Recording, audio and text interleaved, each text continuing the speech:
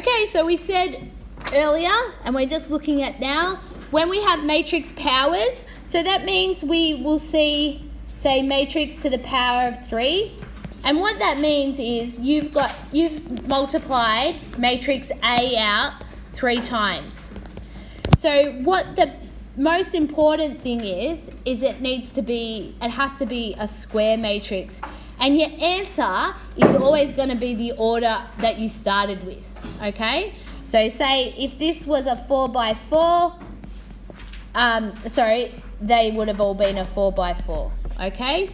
So we remember too, if you raise, and another important point to remember is if you raise a matrix to the power of 0, anything to the power of 0 is actually equal to 1. So just hopefully all your methods kids are remembering that. But so anything to the power of 0, even if you have a letter, equals 1. So in matrices, we don't have 1. What we have is the identity matrix. Remember I said that it was sort of like a number 1. So if you have a matrix that's raised to the power of 0, you're going to get an identity matrix. So let's put another example. If I had matrix, I'm going to do a 4 by 4. Sorry, I'm just making these numbers up.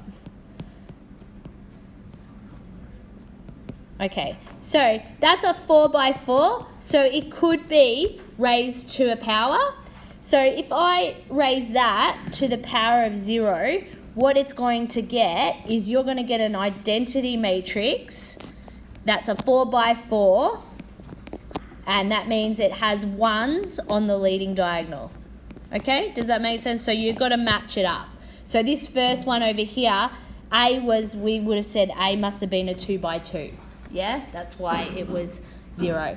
So here, up here, you just type the matrices powers in your calculator. We don't have to do any manual. You just type it in. But obviously here, when they said find A to the power of O, you can see A is just a 2 by 2. So that would be quicker to just write it out. You know it's an identity matrix. That's where you go quicker. But here you can see when we've asked to find A to the power of 3, all we've done is type that matrix in, and we've used that power button and put 3, and we get our answer. So when you get these ones in your calculator, you can just type it all out. So you type out exactly what you're seeing. So we have to plus, and then you put the B matrix, put it to the power of 2, and minus 2 of the C's.